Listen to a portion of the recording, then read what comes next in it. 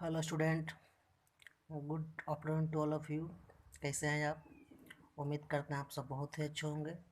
तो आज के इस सेशन में हम सर्किल का बेसिक प्रॉपर्टीज देखेंगे और ये हमारा वीडियो दो पार्ट में आएगा। पार्ट वन में कुछ देखेंगे, पार्ट टू में उसके अगले वाले देखेंगे। तो आज हम सर्किल का बेसिक प्रॉपर्टी देखेंगे और ये बहुत इंपॉर्टेंट है। अगर आप इस बेसिक प्रॉपर्टी के सर्किल को, अगर आप इस चीज़ को नहीं पता रहेगा तो सर्किल आपके लिए जो है थोड़ी सी हार्ड, थोड़ा सा प्रॉब्लम, लैंग्वेज प्रॉब्लम, कैलकुलेशन, कुछ गुण इम्पोर्टेंट होते हैं, उसमें आपको थोड़ा सा दिक्कत होगा। तो आज हम भी इसका बेसिक प्रॉपर्टी देखेंगे सर्किल का। और ये पढ़ना बहुत ज़रूरी होता है। कोई भी टीचर के पास अगर आप पढ़ रहे हो, अगर आप सर्किल का बेसिक प्रॉपर्टी नहीं जानते हैं, जैसे अब क्वेश्चन में आ गया त्रिज्या क्या होता है, रेडियस क्या होता है, ये पता नहीं है, जीवा क्या होता है, कोसेंट क्या होता है, सिकेंड क्या होता है, टेंजेंट क्या होता है, ये सब अगर नहीं पता रहेगा तो आप इन चीज़ों को, क्वेश्चन सर्किल का क्वेश्चन आप सोल्व ही नहीं कर पाएंगे। सबसे बड़ी बात यही है। व्यास क्या होता है, इन चीज़ों को अगर आप नहीं जानते हैं तो क्वेश्चन नहीं सोल्व कर पाएंगे। तो यही बेसिक प्रॉपर्टी सर्किल का आज हम देखेंगे, बहुत अच्छी तरह से एक्सप्लेन करके बताएंगे। जैसे शुरू करते हैं, जैसे ये हमारा सर्किल है। सर्किल के बारे में तो हर कोई जानते हैं। ये सर्किल है तो ये हमारा केंद्र है। किसी भी गोल तो हो नहीं पाता है, तो किसी भी सर्किल के बीच का जो बिंदु होता है इसे क्या कहते हैं? इसे हम केंद्र कहते हैं। एकदम जीरो से बता रहे हैं। उस स्टूडेंट के लिए भी जो सर्किल जानते तक नहीं है, वो मतलब 5, 6, 7, 8 हर क्लास के बच्चा इसे देख सकता है। प्लस में कंपटीशन के लिए तो इम्पोर्टेंट है ही। इसे क्या कहते हैं? केंद्र। बहुत गौर से देखिएगा, जिसे हम सेंटर कहते हैं। केंद्र से वृत्त के जो सरकमफ्रेंस, वृत्त के जो परिधि पे डाला गया जो ये लाइन जो जाती है केंद्र से, वृत्त के जो लाइन जाती है इसे कहते हैं, वृत्त के जो परिधि पे जो ये लाइन जाती है केंद्र से, इसे कहते हैं रेडियस। इसे क्या कहते हैं? रेडियस, जिसे त्रिज्या कहा जाता है हिंदी में। हो गया। तो वृत्त का जो मध्य बिंदु है उसे क्या कहेंगे? सेंटर। वृत्त का जो वृत्त से सरकमफ्रेंस पर डाली गई दूरी, इसे क्या कहेंगे? त्रिज्या। और त्रिज्या जो है, कहीं से भी सेंटर से आप कहीं भी लाइन खींचते हैं, सरकमफ्रेंस पे कहीं भी लाइन खींचते हैं, कहीं भी लाइन खींचते हैं, ये सब हमारा क्या है? त्रिज्या। और वृत्त का त्रिज्या हमेशा बराबर होता है। अगर किसी भी सर्किल में एक वृत्त का त्रिज्या 5 सेंटीमीटर है, तो उस बिंदु से सेंटर से आप कहीं भी त्रिज्या खींचेंगे तो उसका लंबाई 5 ही सेंटीमीटर होगा। समझ रहे हैं? दूसरा आता है हमारा, जैसे एक सर्किल है, अगर आप इस तरह से सेंटर से इधर लाइन खींचे, इसी के सामने इधर लाइन खींचे, पूरी तरह जो लाइन खींचा गया, इसे, जैसे ये हमारा आर है, ये भी हमारा आर है, ये सेंटर है, तो are plus are 2r, 2r हो गया। तो ये क्या है? इसी को हम कहते हैं डायामीटर। क्या कहते हैं? डायामीटर। तो सर्किल के अंदर सेंटर से जो खींची गई लाइन होती है, सेंटर से जो खींची गई लाइन होती है, रेखा होती है, उसे हम डायामीटर कहते हैं। डायामीटर बराबर होता है 2r, और आर बराबर होता है d/2। तो रेडियस हमारा व्यास का आधा होता है। जैसे सेंटर से जो दूरी खींची गई है, कहीं से भी आप खींच सकते हैं, सेंटर से होते हुए जाना चाहिए, यही इसका रूल है। कहीं से भी आप लाइन खींचते हैं, सेंटर से होते हुए जाना चाहिए। तो सेंटर से होते हुए जो लाइन खींची जाती है इस पार से उस पार, अंदर ही, बाहर नहीं निकलना चाहिए, उसे क्या कहेंगे हम? उसे हम डायामीटर कहेंगे। और डायामीटर जो होता है रेडियस का दुगुना होता है। अगर रेडियस 10 सेंटीमीटर है किसी सर्किल में, तो उसका डायामीटर होगा 20 सेंटीमीटर। क्लियर हुआ? ठीक। तो चलिए हम नेक्स्ट प्रॉपर्टी पे आते हैं।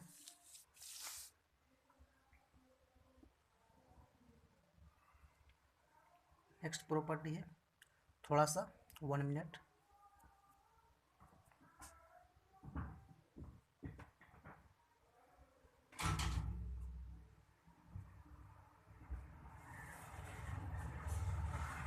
नेक्स्ट प्रॉपर्टी है हमारा, जैसे एक सर्किल है,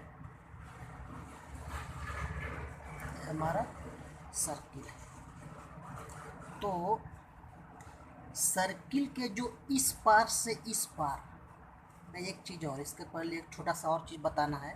जैसे हमारा सर्किल है, तो सर्किल से कहीं भी इधर से इधर जो लाइन खींची जाती है, इसे क्या कहते हैं? इसे जीवा कहते हैं।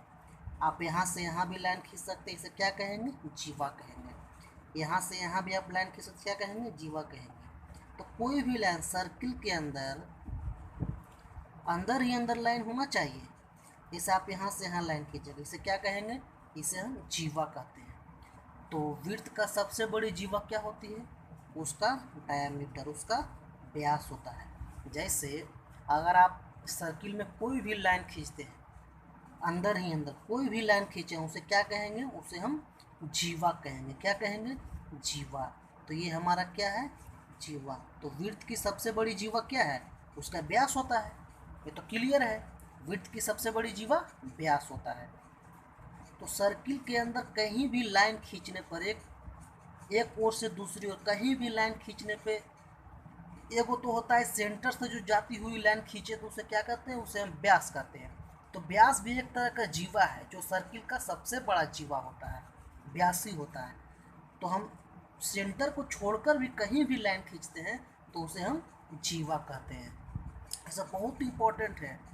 जैसे कहेगा किसी सर्किल में जीवा की लंबाई 10 सेंटीमीटर है, और व्यास नहीं कहेगा, तो आपको सर्किल में, जैसे सर्किल है, बोलेगा कि इस सर्किल में जीवा की लंबाई 10 सेंटीमीटर है, तो आप कहीं भी जीवा, ए बी जीवा है, तो ए बी ये जीवा है, जिसका लंबाई 10 सेंटीमीटर है।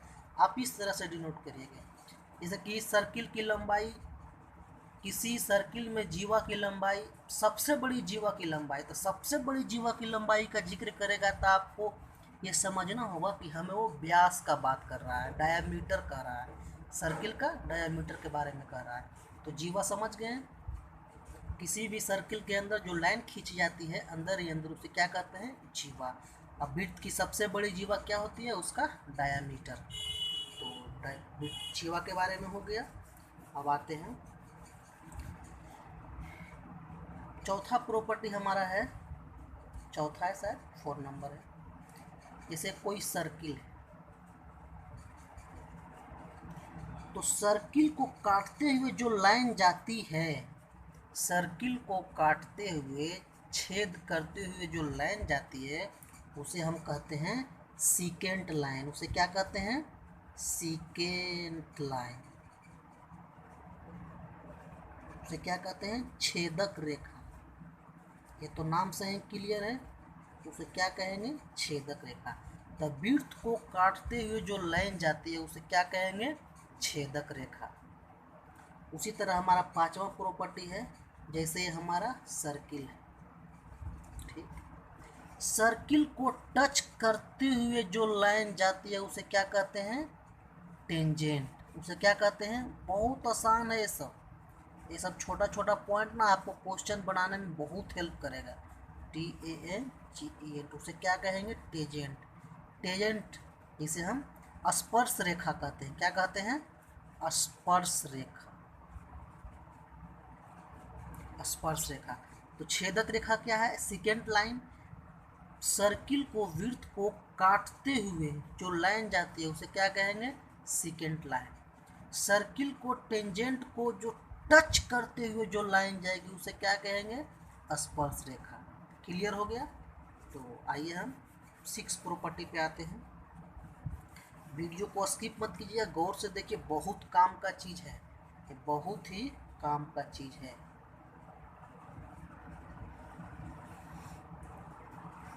उसके बाद है हमारा, जैसे एक सर्किल है,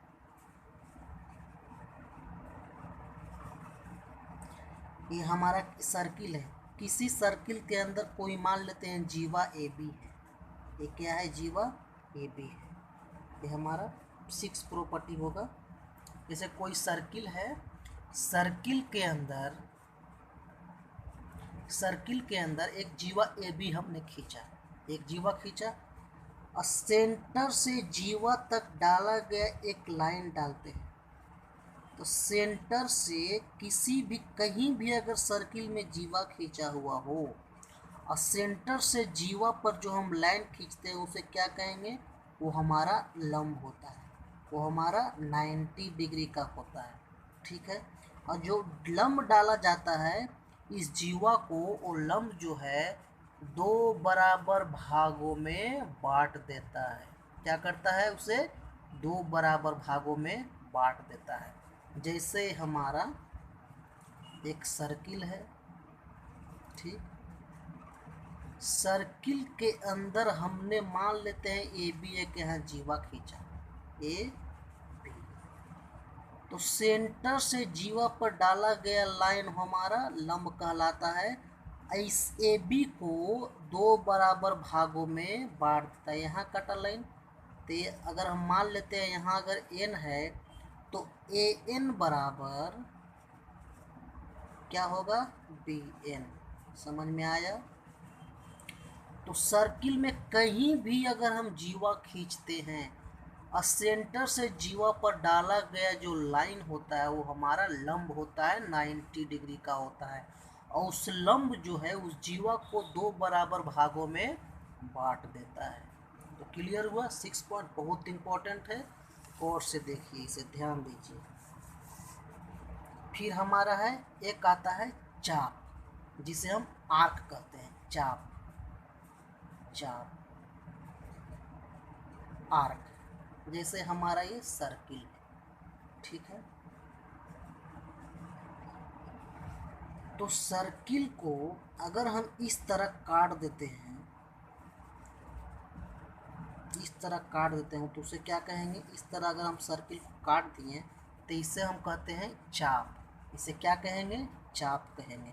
जैसे एक हमारा आता है, अभी हम अंतर बताते हैं कुछ देर में। एक हमारा आता है वृत्तखंड। क्या आता है, वृत्तखंड।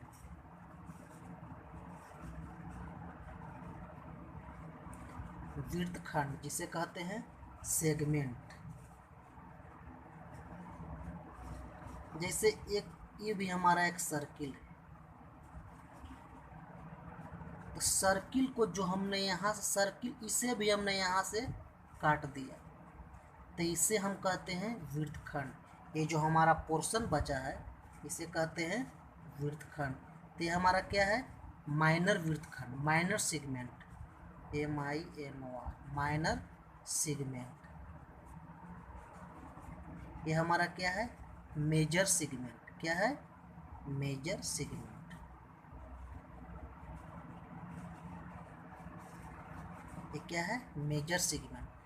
तो बोलेंगे कि ये तो आर्क और सेगमेंट में कोई अंतर ही नहीं है। तो अंतर है दोस्तों। अंतर क्या है कि ये जो हमारा चाप होता है, आप चूड़ी देखें ना, चूड़ी जो औरतें लोग पहनती है, रिंग, रिंग जो गोल टाइप का होता है, तो चूड़ी तो बीच से खोखला होता है, सिर्फ साइड साइड का होता है। तो ये समझिए चूड़ी है जो बीच में कुछ नहीं है। तो चूड़ी को तोड़ेंगे तो टूटा हुआ पार्ट इस तरह से बनेगा, इस तरह से बनेगा ही नहीं, सिर्फ ये रहेगा। तो इसे हम क्या कहेंगे, रिंग। इसी रिंग है, उसी को तोड़ते हैं तो वो चाप बनता है। अब वृत्तखंड में क्या है कि इसे बिस्किट है, पूरी तरह से बिस्किट है, कहीं भी कुछ मतलब खाली नहीं है। तो उसे तोड़ते हैं तो एक तरह का जो टूटा हुआ जो भाग है, इस तरह का जो बन जाता है, उसे क्या कहेंगे, वृत्तखंड कहेंगे। सीधे सीधे मोटे तौर पे अगर आप समझाने के लिए बोलें तो ये हमारा एक तरह का ये रिंग हो गया, ये हमारा एक तरह का सॉलिड हो गया। सॉलिड एक ठोस पदार्थ हो गया, तो इसे हम वृत्तखंड कहेंगे। इसे जब तोड़ेंगे ना, तब बिस्कुट को तोड़ते हैं तो देखते हैं थोड़ा सा जो इस तरह का जो बन जाता है उसे क्या कहते हैं, वृत्तखंड। आई चूड़ी को तोड़िएगा तो क्या होगा, वो तो सीधे सीधे टूट जाएगा, तो बीच से कुछ निकलता, कुछ रहता नहीं, पूरा खाली रहता है वो। तो क्या है हमारा, वो चाप है, उसे हम आर्क कहते हैं। तो वृत्तखंड आ गया समझ में। अब हम देखते हैं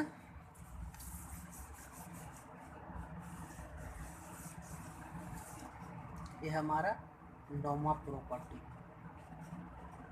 जैसे है एक, जैसे ये हमारा आता है फिर त्रिज्यखंड। त्रिज्यखंड क्या होता है, त्रिज्यखंड, इसे हम सेक्टर कहते हैं। सेक्टर, जैसे कोई वृत्त है, हमने कोई वृत्त ले लिया, तो इस कटा हुआ भाग को हम क्या कहते हैं? सेक्टर कहते हैं। सर्किल का एक कटा हुआ भाग को हम क्या कहते हैं? सेक्टर कहते हैं। इसे क्या कहेंगे? इसे हम सेक्टर कहेंगे। तो यही हमारा सेक्टर है। तो ये छोटा वाला सेक्टर है, ये बड़ा वाला सेक्टर है। तो ये छोटे वाले सब सेक्टर को कहेंगे माइनर सेक्टर। Minor sector. ये बड़े वाले भाग को कहेंगे मेजर सेक्टर। पिज्ज़ा खाए ना, पिज्ज़ा देखे होंगे, तो पिज्ज़ा को जो दोस्त में आपस में जो बांटते हैं उसे, तो क्या होता है? आप चाकू से काट के लेते हैं, तो अगर 3 दोस्त हैं, तीनों बराबर बराबर काटेंगे, काटना ही पड़ेगा, क्योंकि कोई भी कम नहीं लेना चाहेगा क्या। तो यही हमारा सेक्टर। जिस तरह पिज्ज़ा को चाकू से काटते हैं ना, तो उसी कटा हुआ भाग सेक्टर होता है। तो ये हमारा सेक्टर है। ठीक है। एक आता है हमारा 10वां सेंट्रल एंगल। क्या होता है? सेंट्रल एंगल, केंद्रीय कोण। जैसे हमारा एक सर्किल है, सर्किल है, तो सर्किल के जो ये जो एंगल होता है, सेंटर से खींचा गया एक लाइन ये, एक लाइन ये, तो ये बीच का जो एंगल बना उसी को हम कहते हैं सेंट्रल एंगल। क्या कहते हैं? और वो हमेशा केंद्र से खींचा हुआ रहेगा। कहीं भी केंद्र से आप कहीं भी 2 लाइन खींचते हैं, जो बीच का जो एंगल बनता है उसे क्या कहेंगे? हम सेंट्रल एंगल कहेंगे। 11वां प्रॉपर्टी है हमारा कि एक होता है इंस्क्राइब एंगल। क्या होता है? Inscribe angle.